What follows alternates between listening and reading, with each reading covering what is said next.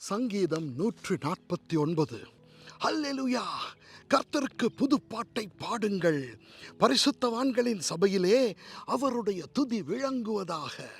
இஸ்ரவேல் தன்னை உண்டாக்கினவரில் மகிழவும், சீயோன் குமாரர் தங்கள் ராஜாவில் களி கூறவும் கடவர்கள்.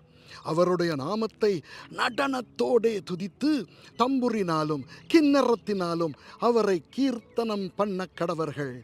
கர்த்தர் தம்முடைய ஜனத்தின் மேல் பிரியம் வைக்கிறார். சாந்த குணமுள்ளவர்களை இரட்சிப்பினால் அலங்கரிப்பார். பரிசுத்தவான்கள் மகிமையோடே களி கூர்ந்து தங்கள் படுக்கைகளின் மேல் கெம்பீரிப்பார்கள். ஜாதிகளிடத்தில் பழி வாங்கவும், ஜனங்களை தண்டிக்கவும், அவர்களுடைய ராஜாக்களை சங்கிலிகளாலும் அவர்களுடைய மேன்மக்களை இரும்பு விலங்குகளாலும் கட்டவும், எழுதப்பட்ட நியாய தீர்ப்பை அவர்கள் பேரில் செலுத்தவும், அவர்கள் வாயில் கர்த்தரை உயர்த்தும் துதியும் அவர்கள் கையில் இருபுறமும் கருக்குள்ள பட்டயமும் இருக்கும். இந்த கனம் அவருடைய பரிசுத்தவான்கள் யாவருக்கும் உண்டாகும். ஹல்லேலூயா. ஆமென்.